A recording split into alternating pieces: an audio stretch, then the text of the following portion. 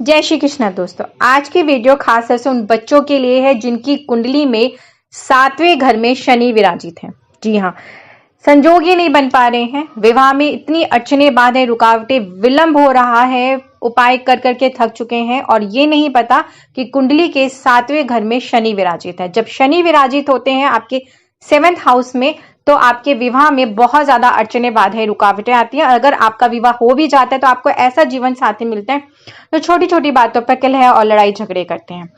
तो इस तरह की अगर समस्या है आपके साथ भी कि आपके विवाह के संजोग नहीं बन पा रहे हैं और विवाह के लिए उम्र बीतती चली जा रही है, उम्र बहुत ज्यादा हो गई है, उपाय करके भी थक चुके हैं, तो आज का उपाय खासतौर से उन्हीं बच्चों के लिए है जिनके 7वें हाउस में 7th हाउस में शनि विराजित है। तो आपने करना क्या है, ये उपाय अगर बच्चे स्वयं करेंगे तो बहुत ही अच्छी बात है। अगर बच्चे नहीं करें किसी कारणवश तो माता पिता भी ये उपाय अपने बच्चों के लिए कर सकते हैं।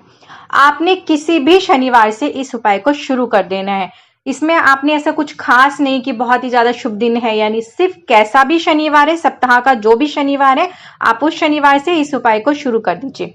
आप स्वयं करें तो बहुत अच्छी बात है, मैं पहले भी बोल रही हूँ। अगर बच्चे स्वयं करते हैं, लड़का लड़की स्वयं करते हैं इस उपाय को, तो उनका बहुत जल्दी प्रभाव पड़ेगा, जिससे कि आपके विवाह के संजोग बनने शुरू हो जाएंगे और बहुत जल्दी आपका विवाह संपन्न हो जाएगा। अगर नहीं कर रहे तब माता पिता इस उपाय को करें।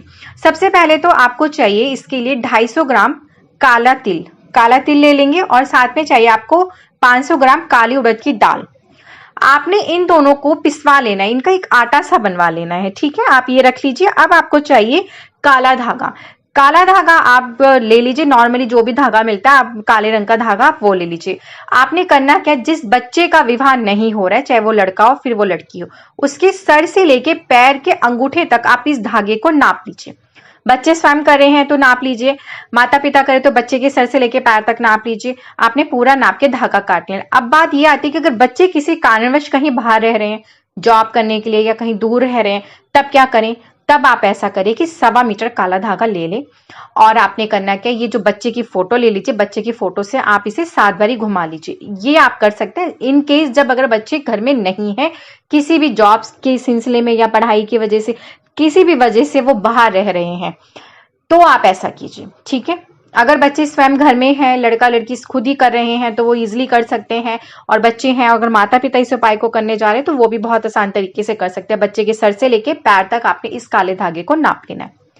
अब इस काले धागे को आपने करना क्या है, अब मैं आपको पहले बता दूं, जो आपने काला तिल और काले उड़द का जो आटा पिसवाया था, उस आटे से आपने एक छोटा सा दीपक बनाना है और इस दीपक में आपने सरसों का तेल डालना है, लंबी बत्ती बनाइए रुई की, और अब आप किसी भी पीपल के वृक्ष के पास चले जाइए। अब ये उपाय आप कहेंगे कि सुबह करना है या शाम, तो मैं आपको बता दूं सूर्यास्त के बाद ही आपने ये उपाय करना है।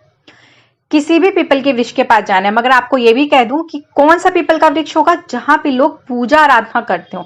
ऐसे ही उजाड़ या कैसी जंगली जगह पे नहीं जाना जहां पे कोई भी आके जोत तक नहीं जलाता, दिया भी नहीं जलाता और जल भी नहीं चढ़ाता। आप ऐसी जगह चले जाएं, आप ऐसी जगह जाए जहां पे लोग पूजा पाठ करते हो। तो आपने ऐसे ही पीपल के वृक्ष के पास जाना है और वहां पे जाके जो ये धागा है आपने नाप के ले रखा है, इस धागे को पीपल के वृक्ष की टहनी में बांध देना है। और फिर आपने वह दीपक जो आप आटे का बना के, स्पेशली आटे का आप बनाए थे उड़द और काले तिल वाले आटे से, यह दीपक आपने पीपल के वृक्ष के नीचे जला देना है। पहले शनिवार को आपने कर दिया। इसी तरह अब आप क्या करेंगे, वो धागा वहीं बंधा रहने देंगे।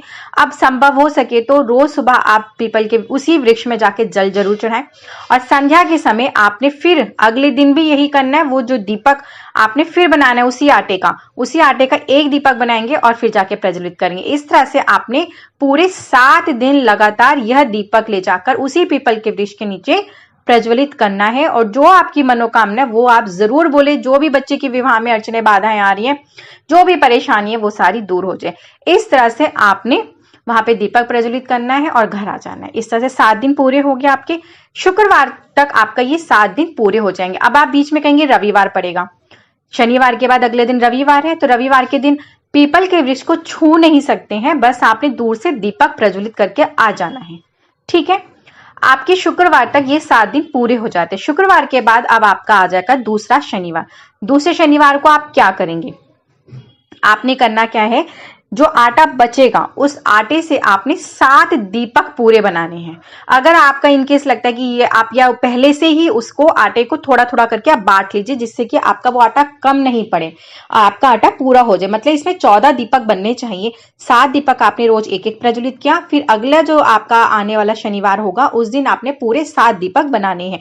इस बात को ध्यान रखते हुए आटे को अलग अलग तरीके से बांट के अलग से पुड़िया सी पेपर में करके उसको बांध दीजिए, जिससे कि आपका जो मेजरमेंट है वो खराब नहीं हो। अब 7 दीपक जब बनाएंगे आप उस शनिवार को, दूसरे शनिवार को, तो ये 7 दीपक आपने ले जाकर किसी भी शनि मंदिर में प्रज्वलित करना है।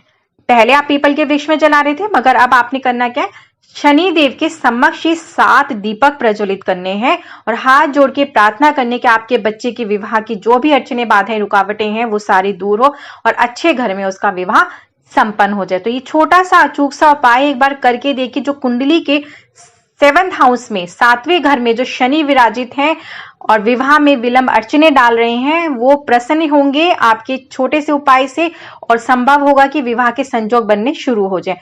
तो ये करके देखिए अचूक सा उपाय, बच्चे के विवाह जल्दी से जल्दी अच्छे घर में संपन्न होगा। मुझे आज्ञा दीजिए, फिर आऊंगी इसी तरह के बहुत ही अचूक से उपाय के साथ में। जय श्री कृष्ण।